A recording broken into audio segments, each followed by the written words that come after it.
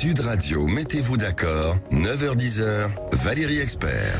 Bonjour à toutes et à tous, 9h02 sur Sud Radio, mettez-vous d'accord avec aujourd'hui Mickaël Darmon. Bonjour Mickaël, bonjour journaliste politique chez i24 News. Vous avez publié Les secrets d'un règne dans les coulisses d'un quinquennat de crise aux éditions de l'Archipel, bientôt le tome 2 j'imagine. Michel Soudet, bonjour, rédacteur en chef adjoint à Politis. Régis de Castelnau, vous êtes avocat, votre blog Vue du droit, vous avez publié Une justice politique aux éditions L'Artilleur et vous êtes également membre de la rédaction de Front Populaire. Bonjour Régis. Bonjour Valérie. Alors, je ne vous vois pas. Ah, bah ça va venir, vous inquiétez pas, vous êtes à distance effectivement, à très grande distance. À très grande distance, puisque vous êtes à La Réunion. Il fait beau là-bas, faites-nous rêver. Alors, hier, il a beaucoup plu, mais vous savez, ici, c'est un des endroits les plus arrosés du monde. Hein. On ne le sait pas, mais c'est d'énormes pluies tropicales, c'est assez sympa. Moi, j'aime bien, mais je préfère quand il fait beau quand même. Non, il fait très chaud aussi. Très chaud. Bon, vous y êtes pour des raisons familiales et pour un petit moment, vous avez bien de la chance. Benjamin Cauchy, bonjour. Vous êtes chef d'entreprise. Alors évidemment, changement de ton, la réforme des retraites en Conseil des ministres dans un peu moins d'une heure à présent. Le gouvernement parle de discussion, de négociation. Pourquoi ce revirement? La rue va-t-elle faire plier le gouvernement? On va parler de l'Ukraine avec la livraison des chars et puis vous l'avez entendu, les boulangers, les petits artisans sont dans la rue. Mais commençons avec ce qui a retenu votre attention aux uns et aux autres dans l'actualité. Commençons avec vous peut-être Benjamin Cauchy, c'était ce week-end. Oui, c'était ce week-end. Alors c'est une actualité qui paraît un petit peu iconoclaste par rapport à tout le côté anxiogène de ce que l'on peut vivre. Vous n'allez pas me parler du chat quand même. Alors je vais pas vous parler du chat, je vais pas vous parler de retraite, je vais pas vous parler de ça, je vais vous parler de la marche pour la vie qui est une marche qui a été organisée hier à Paris, à Montparnasse, à 14h, par des associations principalement catholiques qui ont pour mission de mettre en exergue la vigilance nécessaire à la fois sur le nombre d'avortements qui sont réalisés, mais également sur la notion de l'euthanasie. Je ne rentrerai pas plus dans les détails puisqu'il y a certaines parties de leurs revendications auxquelles je n'adhère pas. Pour autant, ce que j'ai trouvé intéressant, c'est ce côté deux salles, deux ambiances, si vous voulez, avec la manifestation qui avait eu lieu la veille des jeunes dans les rues de Paris, où malheureusement ça a fini par des projectiles, une personne semble-t-il amputée, des feux de poubelle, des voitures. Et le dimanche après-midi, eh bien vous aviez 20 000 jeunes qui chantaient, qui dansaient pour la vie, et non pas pour des raisons mercantiles, mais tout simplement pour des raisons plus fondamentales qui sont celles de l'existence même de l'homme. Voilà, donc je voulais juste faire cette parenthèse.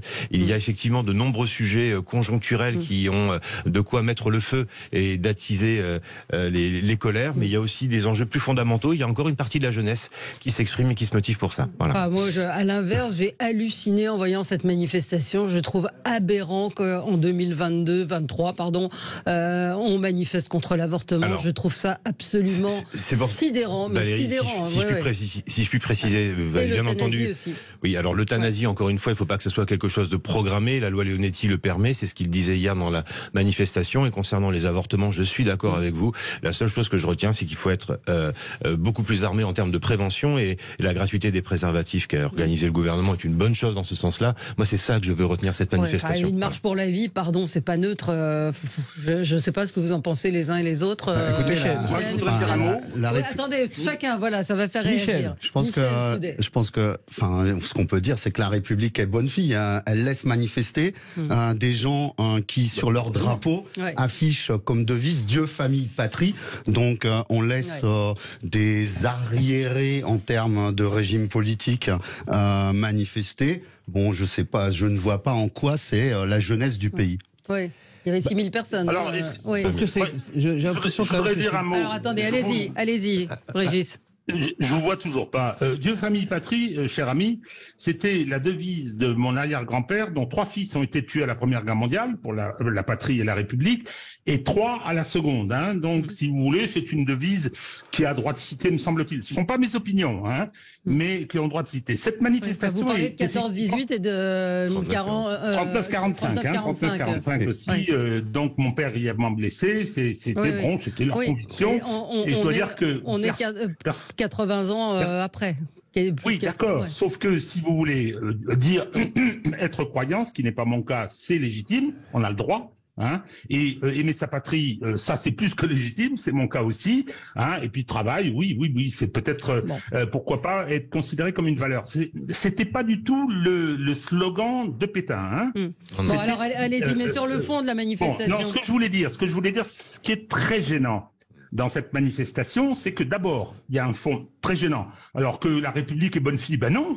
La Déclaration des droits de l'homme, la liberté d'expression, la liberté de manifestation. Oui. Moi, je trouve ça inquiétant qu'on passe son temps à remettre ces droits en cause. Oui, ce ne sont pas mes convictions. Ça me gêne beaucoup. Je suis partisan de la possibilité d'avorter. Et je pense que c'est fondamental. C'est fondamental. Hein, la régulation des naissances, etc.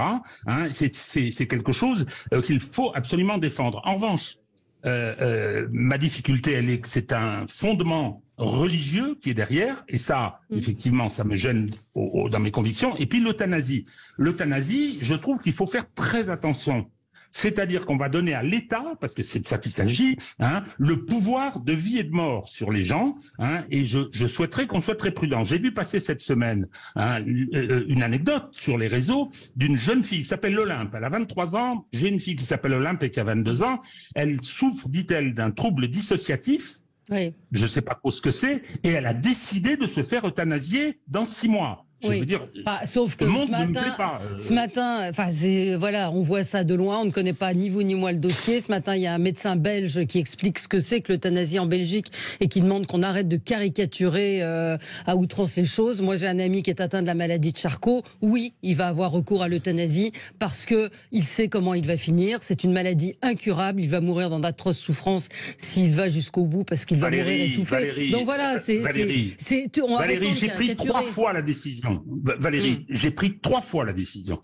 D'accord ? Dans le secret de la relation avec les médecins, hein, pour ma mère, pour mon frère, hein, et pour ma sœur. C'est moi, j'étais le chef de famille puisque j'étais l'aîné, j'ai pris ces décisions. Je ne veux pas que l'État se mêle de ça. Non. Voilà, c'est tout. Hein. Moi, j'ai peur du Moloch, hein, et ça s'est passé avec la plus grande humanité. On ferait bien de mettre d'énormes moyens aux soins palliatifs, à toute cette médecine-là, hein, mais l'euthanasie, on s'y précipite de façon dogmatique et ça me fait peur. Voilà, c'est aussi simple que ça. Et je trouve que cette manif d'hier était très contradictoire. Mickaël.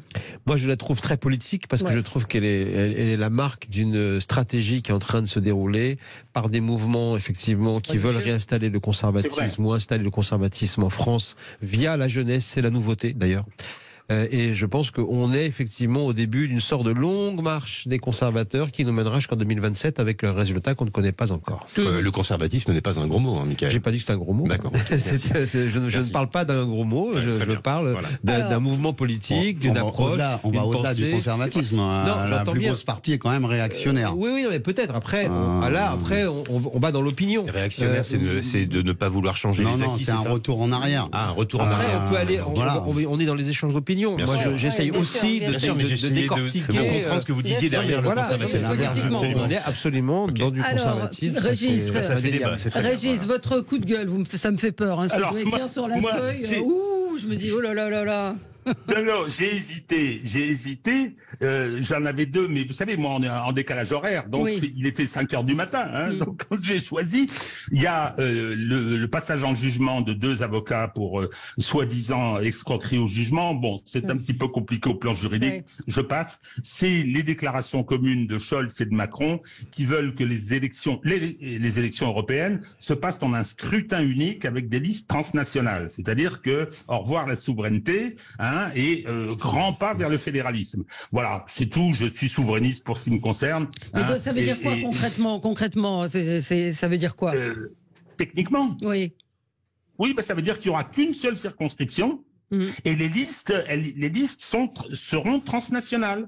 C'est-à-dire que vous voterez pour une liste où il y aura 2 Allemands, un Lituanien. Vous voyez ce que je veux dire? C'est-à-dire que ce sera une élection unique à l'échelle de l'ensemble des pays de l'UE. Voilà. Bon, ou nouvel abandon de souveraineté. Alors, faudra modifier la Constitution, ça va être amusant. Enfin, voilà. Ça va être très amusant. Je trouve que c'est pas le moment. C'est vraiment pas le moment.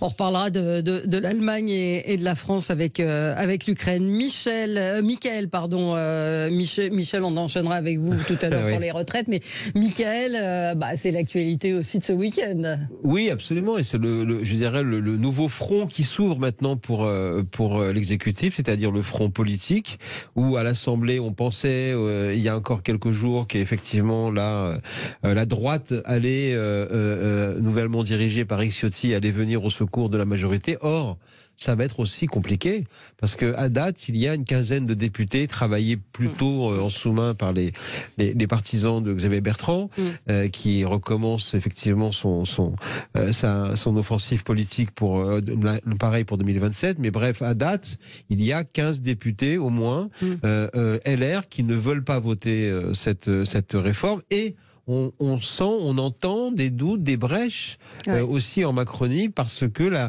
la mobilisation impressionne. Alors ils sont plus tendres politiquement, donc là d'un coup 1 million de personnes dans la rue, ils croient que ça y est, c'est la révolution. Bon, c'est pas 22 millions non plus, c'est pas l'ensemble des électeurs, mais c'est vrai que la pression qui est exercée peut faire basculer, peut-être en tout cas faire évoluer de manière inattendue ce débat parlementaire. On va en reparler, mais je voulais que vous nous parliez du PS. Du bordel interne, mais on va y revenir. On va y revenir. C'est un sujet en soi. Avant les retraites, oui, c'est un sujet en soi. C'est une question de retraite aussi, mais d'une autre manière. Oui, ça c'est sûr. À tout de suite. Sud Radio, mettez-vous d'accord, 9h-10h, Valérie Expert.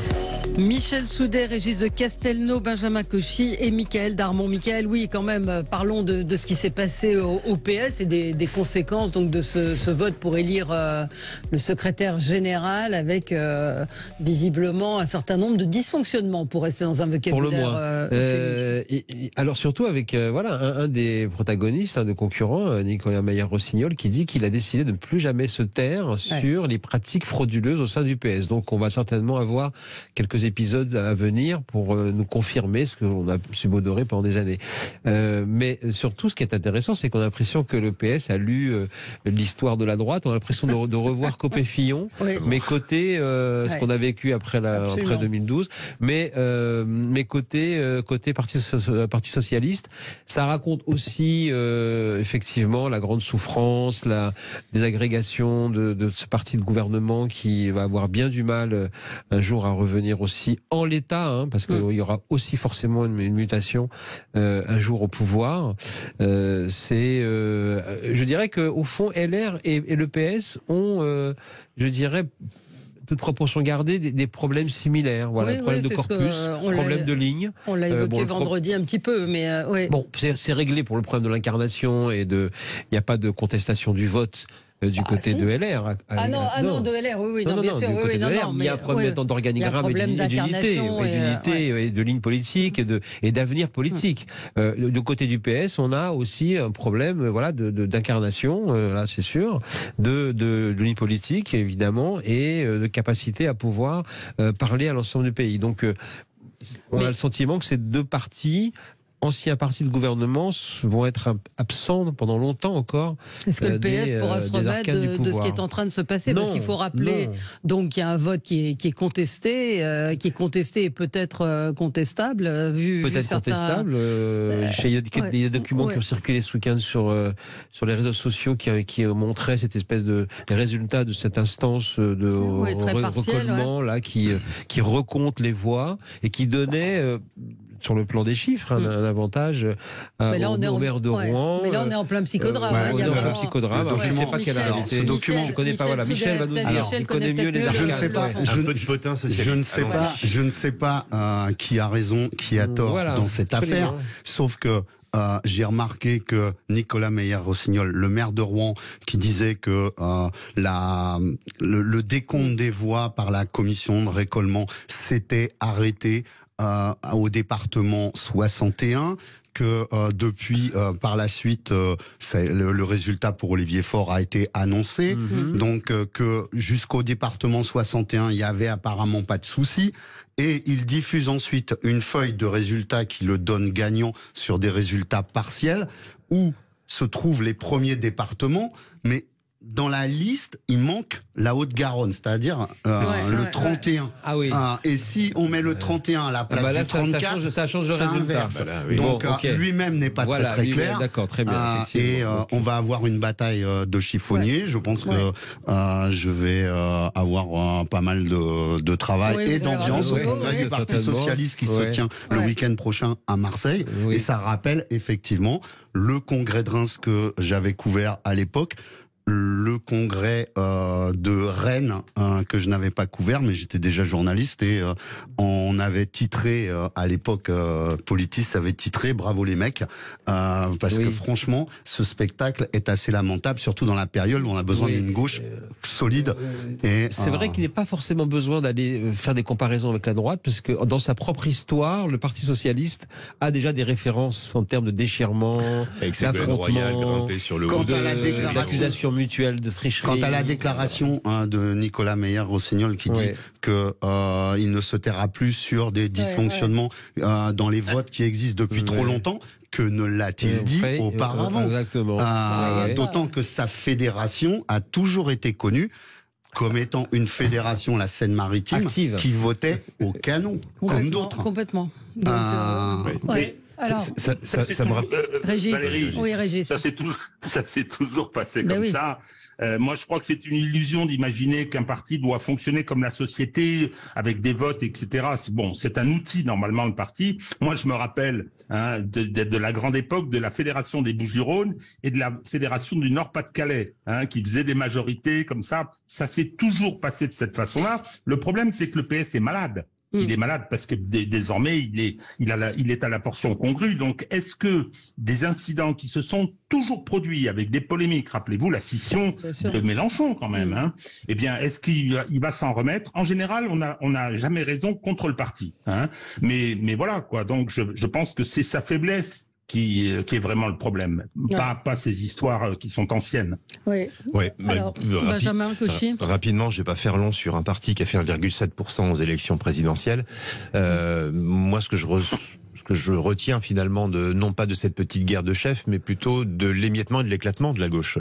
Et ça correspond à cette tendance communautariste qu'on a partout dans le pays pour tout point de vue, et y compris aujourd'hui le monde politique se segmente énormément, j'ai envie de dire, en écurie communautaire, et ce qui fait que les partis de gouvernement comme le PS ou les Républicains de l'autre ne sont plus en capacité d'être des partis de rassemblement et de compromis. Aujourd'hui, on voit bien que la gauche, elle est quand même pixelisée entre les écolos, les syndicalistes, les véganes, les ouvriers, enfin bref, on peut en faire toute une litanie. Donc je crois que c'est un épiphénomène. La gauche a besoin de se retrouver comme la droite a besoin de se restructurer.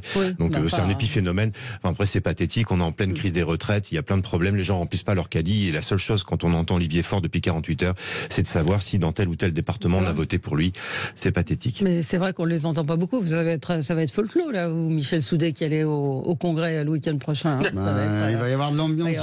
Sport, Maintenant, il y a, Régis Decalstello évoquait une époque où les Bouches du Rhône et le Nord faisaient les majorités au sein du Parti socialiste.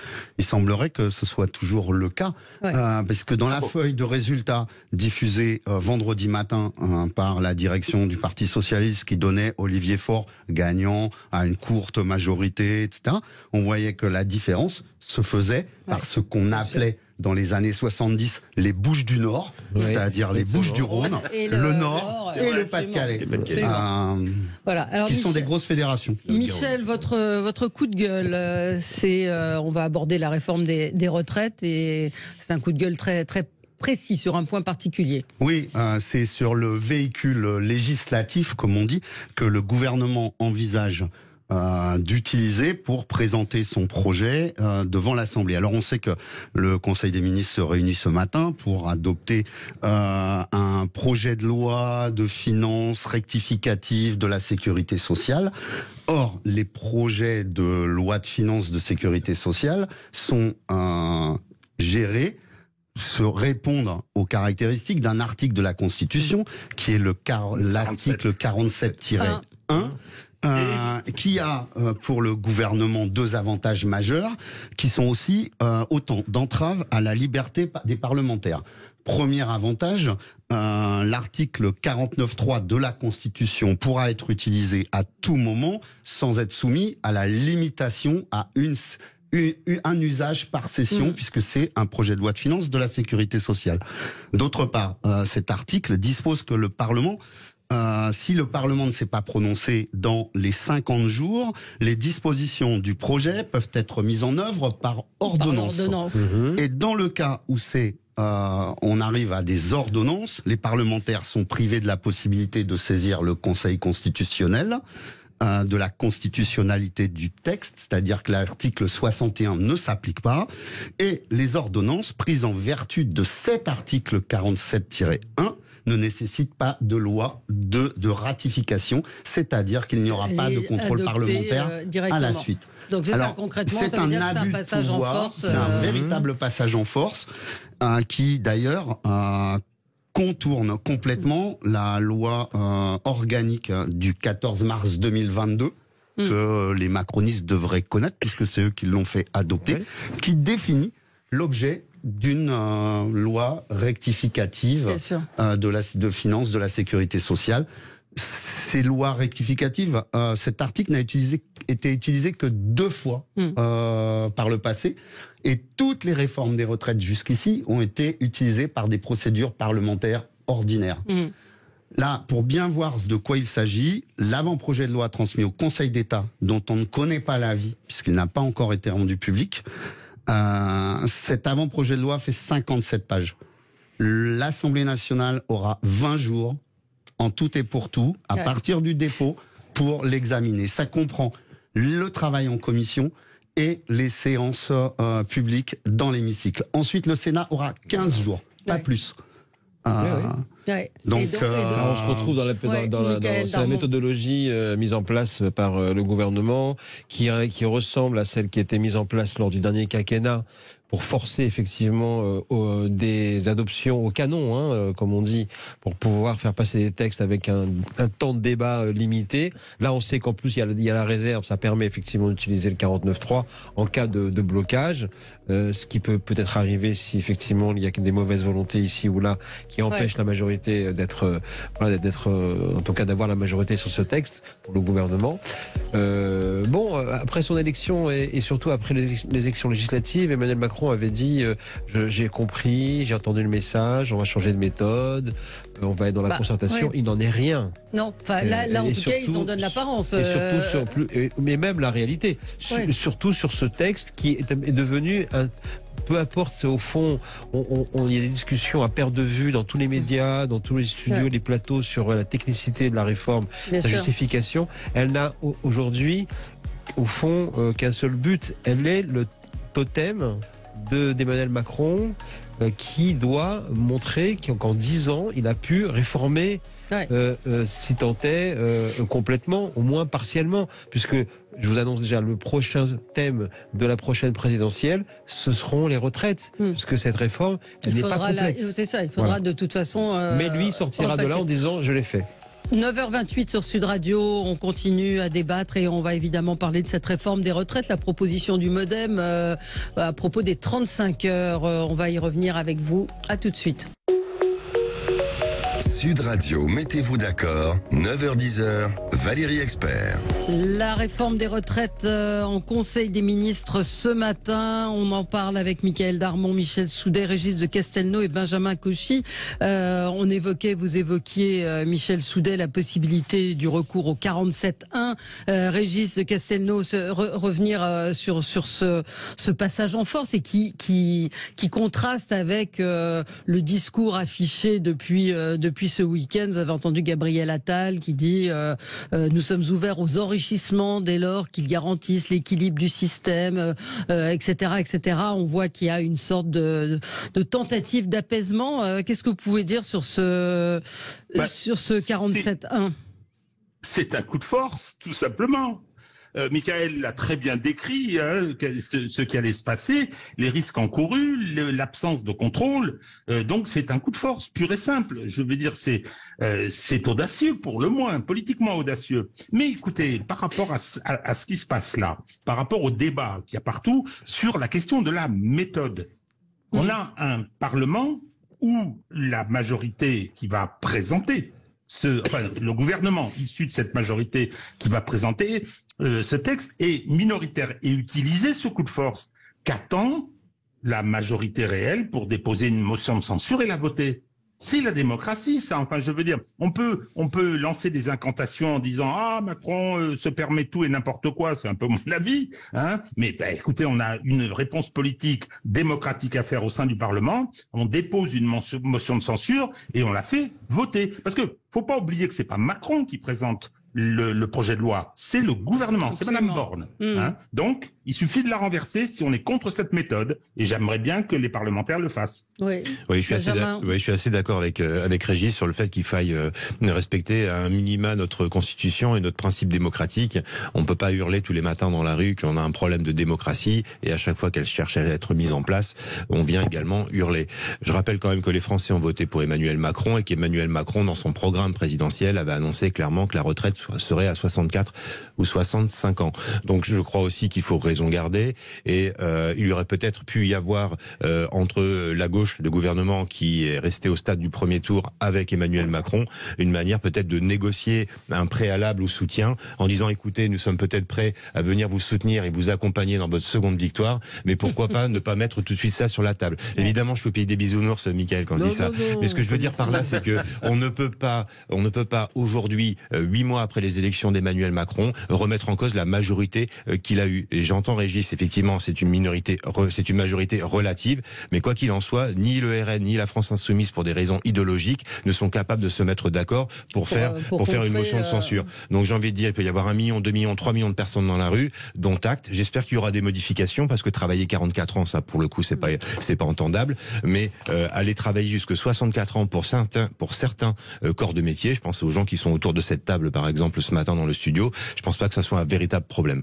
Donc je crois qu'il faut raison garder. Ça peut l'être à d'autres titres, c'est que quand vous êtes vieux, on veut plus de vous dans les médias, oui. assez souvent. Oui, c'est possible. Plus pour les femmes que pour les hommes. Comme dans beaucoup d'entreprises. Je vois quand même beaucoup de chroniqueurs qui ont dépassé les 65 ans. Effectivement, il y en a qui étaient déjà présents pour le débat Mitterrand-Giscard de 74. Jean-Pierre Elkabbach, c'est vrai. Mais bon, ils se comptent sur les doigts d'une main. Mais c'est vrai que la pénibilité et tout. Et puis vous avez vu celui qui a fait la réforme des retraites en Suède a appelé Emmanuel Macron à ne pas commettre la même erreur. Il dit ne recopiez pas le modèle suédois.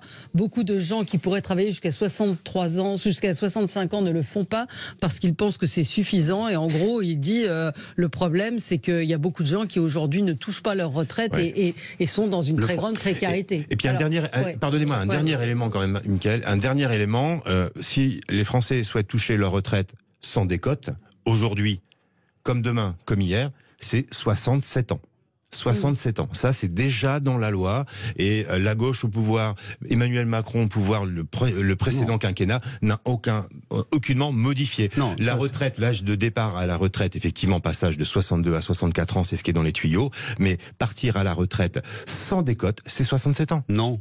Alors, c'est 67 ans pour les gens qui n'ont pas le nombre de trimestres requis. Voilà. Alors, donc, à l'exception des fonctionnaires qui ont une carrière pleine, tous les gens qui sont dans le privé ont eu parfois des accidents, ont été entrepreneurs, ont été au chômage, et donc pour une grande majorité des Français, ce sera 67 ans. Donc on peut être dans l'idéologie de se dire 62, 64, c'est un problème. Les gens partent en moyenne à 63 ans et demi dans notre pays, d'une part, et d'autre part, sans décote, c'est 67 ans. Il faut dire tous les chiffres. C'est tout. Très bien. Moi, je vais dire aucun chiffre, parce que je ne peux pas réduire ce que l'on vit à un débat, je dirais, de l'expertise et de la technicité de cette réforme qui nécessite et qui permet effectivement de montrer à quel point c'est compliqué. Mais ce qui est intéressant, pour répondre sur le premier point d'abord, l'élection d'Emmanuel Macron et ses conditions. On entend bien sûr son argument, on entend l'argument qui consiste à dire j'ai été placé en tête du premier tour, donc ça veut dire que j'ai été validé.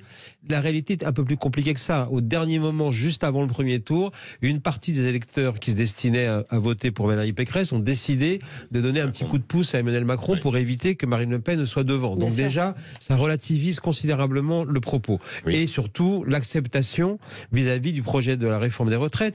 On l'a vu aux élections législatives 2 mois après, les Français ont décidé d'envoyer un autre message à Emmanuel Macron concernant justement son projet et sa volonté de réformer. Et là, on voit également une société qui est majoritairement, une opinion qui est majoritairement contre et opposée à ce qui, au fond, est l'axe central de cette réforme, c'est-à-dire l'âge de départ et le recul de l'âge de départ. Pourquoi ? Parce qu'en réalité, le gouvernement dit « nous allons réformer les retraites », les Français répondent « nous avons changé dans le rapport au travail ».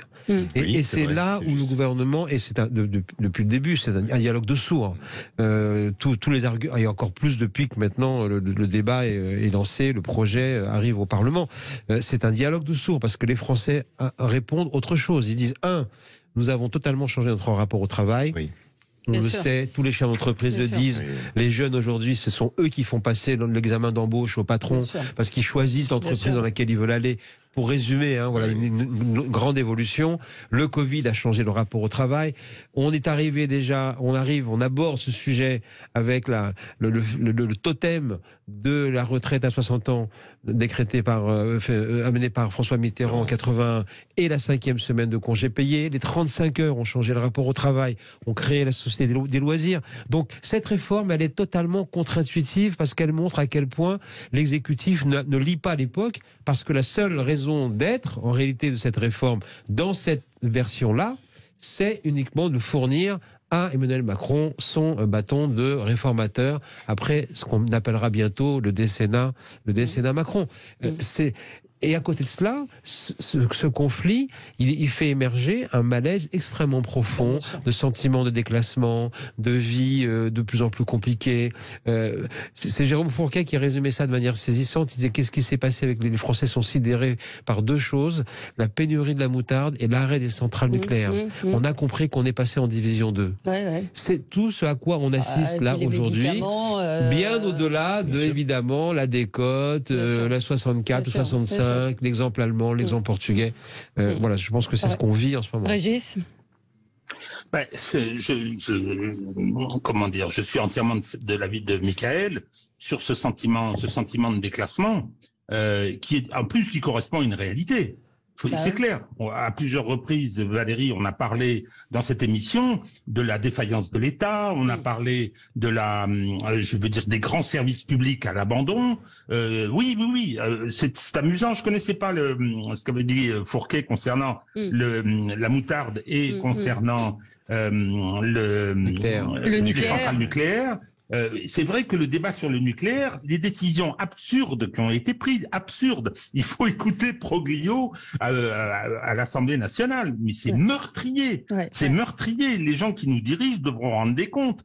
Donc oui, je pense qu'il y a un réel problème, et je reviens à ce que l'on se disait tout à l'heure à propos de l'utilisation de cette procédure, ce passage en force, la volonté d'avoir son bâton de maréchal, enfin son bâton de réformateur, c'est pas un maréchal, son bâton de réformateur pour Emmanuel Macron, je crois que c'est vrai, c'est très vrai mais attendez, c'est pas à l'échelle, ça risque de se faire dans la douleur malgré tout. Plus que dans la douleur, il y a un vrai problème, il y a une vraie fracture. Et c'est en ça, et je reviens sur ce que je disais tout à l'heure, c'est en ça que je veux dire les politiques, et je pense pas à ceux de la majorité, je pense pas à la grande partie de Playmobil qui est restée, je pense aux autres.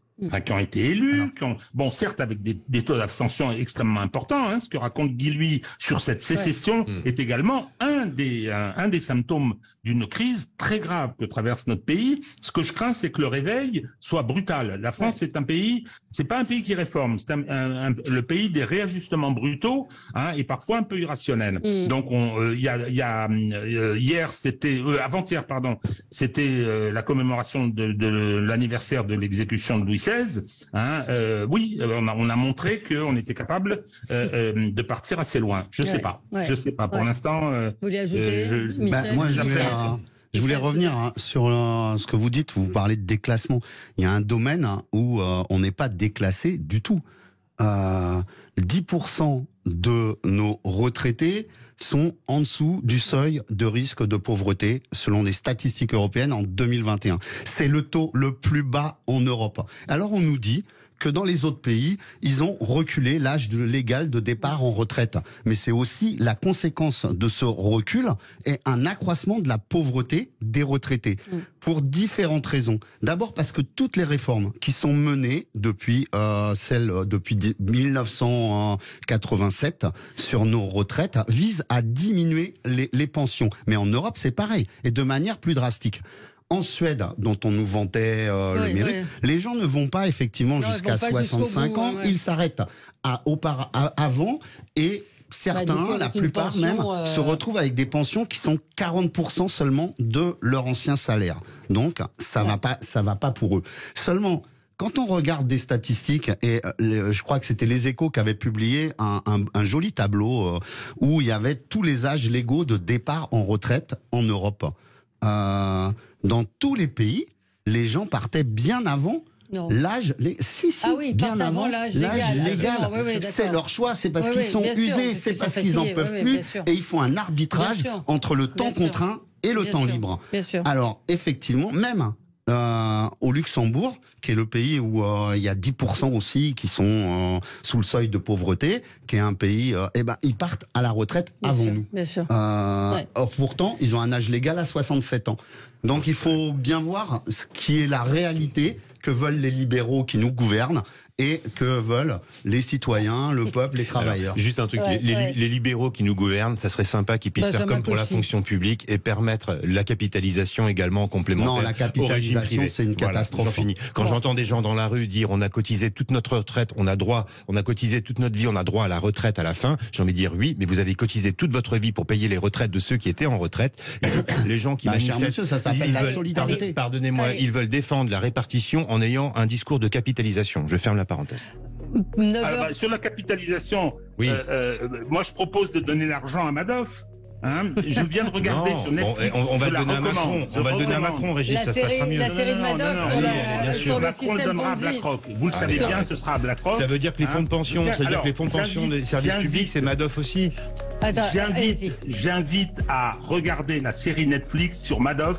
C'est exceptionnel. Voilà, c'est tout ce que j'avais à dire. Et ça explique le système. Comment fonctionne le capitalisme financier. Netflix avant la Constitution. Les retraites par capitalisation, c'est une horreur. On se retrouve dans un instant. Puis, réagissez à cette proposition de plusieurs députés du MoDem d'augmenter le temps de travail hebdomadaire de 30 minutes. Ça rapporterait 2 milliards et donc pourquoi pas? On en parle avec vous. Sud Radio, mettez-vous d'accord, 9h-10h, Valérie Expert. Un mot donc sur cette proposition du MoDem qui propose de rallonger d'une demi-heure la durée du temps de travail, passer de 35 heures à 35 heures et demie. D'où ça sort? Pourquoi? C'est quoi? C'est un seul mot, comme vous dites, c'est réaliste, quoi. Oui, mais il va y avoir un nombre de propositions comme celle-ci. Vous pensez qu'ils vont sortir dans les jours qui viennent, Michel Soudet? Parce que 35 heures et demie, c'est vous, Benjamin, qui disiez, vous avez été commercial. Comment on va calculer 30 minutes pour un commercial, ça va être assez marrant. C'est un peu un concours Lépine. Alors, en revanche, ce qui est intéressant, c'est que des membres de la majorité d'Emmanuel Macron commencent à remettre en cause les 35 heures. Ouais. Michel? Non, ce que ça révèle une fois de plus, c'est la volonté du gouvernement et de cette majorité, puisque les MoDem font partie de la majorité, de ne pas mettre à contribution les entreprises, les très hauts revenus, les ultra riches de ce pays, dont on sait qu'on pourrait très bien prélever dans un but de solidarité nationale pour financer les retraites, sans que ça leur coûte grand-chose. Ouais, mais je crois que c'est pas possible, c'est. Mais comment on calcule ces 2 milliards-là? Vous travaillez une demi-heure de plus et ça rapporte 2 milliards. Les mesures comment on calcule ça? Je sais pas, les mesures qu'elles calculent rapporteraient au moins 2 milliards d'euros, ce qui permettrait notamment de baisser la décote pour les petites retraites et les carrière hachée. Je ne sais pas comment c'est calculé. C'est une augmentation d'un 70e en fait. 30 minutes sur 35 heures, c'est un 70e. C'est dur le matin les maths, mais c'est comme ça. C'est une augmentation d'un 70e des cotisations. Ils ont déjà réussi le but du côté du MoDem, c'est que depuis le début, on entend parler que d'un dialogue LR Renaissance, LR majorité. Le MoDem était totalement absent. Avec cette trouvaille géniale d'assistant parlementaire qui vraiment doit avoir beaucoup de créativité. Ben voilà, ils ont franchi le mur du son. Avec une mesure qui évidemment n'est pas, au fur et à mesure qu'elle est décortiquée, n'a rien à voir avec la réalité. Donc impossible. En fait, c'est politique, c'est tout. Voilà. On peut gagner de l'argent pour cotiser pour les retraites à partir du moment où on a plus de gens au travail, donc ça veut dire moins de chômeurs, où on a un taux d'emploi supérieur pour les seniors. À partir de quand les entreprises vont commencer à se dire que les seniors peuvent être utiles dans les entreprises et non pas les mettre à la porte à partir de 50, 55 ans. Quand on a passé la retraite l'âge légal de départ en retraite en 2010 de 60 à 62 ans, on a augmenté le nombre de seniors au RSA. Bien entendu. Et ça, il n'y a pas, à ce moment-là, il n'y a plus de cotisation. Effectivement, qui sont incités à être, à quitter l'entreprise à partir de 50-56 ans. Et l'âge de départ à la retraite va passer à 64. Donc c'est totalement aberrant. Voilà. Et c'est vrai que lorsqu'on se promène dans plusieurs pays, on constate, on a des métiers de service, pas forcément très pénibles, qu'il y a des gens, qui sont, des seniors, même relativement âgés, et ça raconte aussi une approche politique qui est totalement différente. Mais cette question-là des seniors, qui est centrale, n'est pas abordée. Donc comment peut-on, et les Français s'y trompent pas. Au 1er février, le gouvernement a réduit la durée d'indemnisation au chômage des plus de 56-57 ans qui auparavant pouvaient être indemnisés pendant 3 ans. Et là, ils seront indemnisés pendant une période beaucoup moins longue. Donc comment atteindre les 63, 64 ans nécessaires. Et fondamentalement, c'est pour ça que les Français n'achètent pas cette réforme. Ce ne sont pas des enfants. Non. Ils savent lire, ils sont intelligents, ils savent comprendre. Sauf qu'on leur dit qu'ils n'ont pas compris. Vous avez bien vu, Gabriel Attal fait le tour de France pour aller essayer de comprendre. Nous avons un exécutif qui a posé le principe de la pensée complexe, qui est beaucoup trop élevé et intelligent pour nous et trop subtil, comme disait l'autre, pour que le commun puisse comprendre. Et le commun commence par le journaliste. Donc, dans leur esprit. Donc, de ce point de vue-là, c'est aussi pour cela que cette réforme, elle peut donner un statut de réformateur à Emmanuel Macron, mais au prix de sa relation avec les Français, qui va s'en trouver encore plus abîmée. Et c'est ça qui peut rester aussi du passage et de la décennie Macron bientôt. C'est à la fois quelqu'un qui aura voulu bousculer, mais qui aura eu beaucoup de mal à créer une relation avec les Français. Mais concrètement, quelle est la marge de manœuvre aujourd'hui du gouvernement sur ce projet? Très faible. Il n'y a plus rien à moudre, comme dirait l'autre. Mais ils font semblant donc de dire on est en train de regarder. D'où les phrases creuses. Mais c'est quoi? Est-ce qu'ils ont peur de la rue?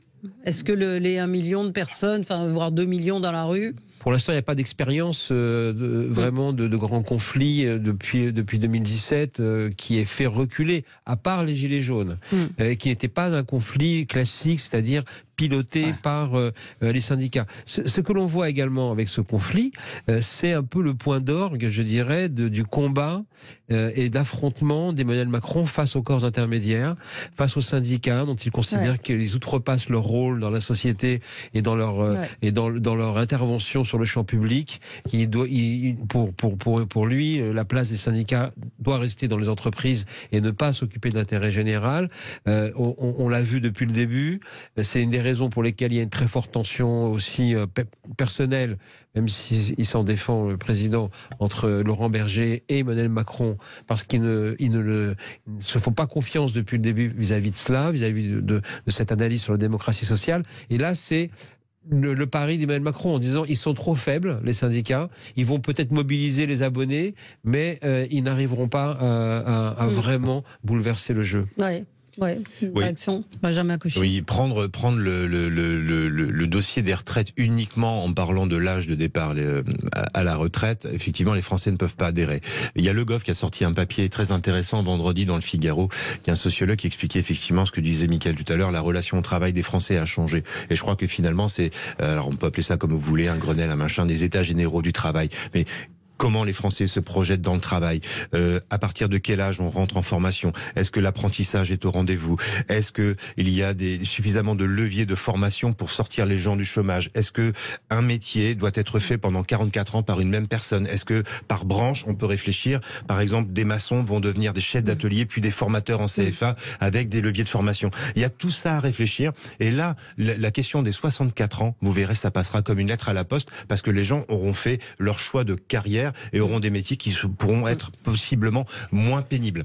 Je voudrais qu'on dise quelques mots de l'Ukraine et surtout de la France et de l'Allemagne qui donc vont livrer des chars à l'Ukraine et des mots d'Emmanuel Macron. On l'a évoqué pendant la pub. En gros, il dit on livre des chars, mais on voudrait pas que ça.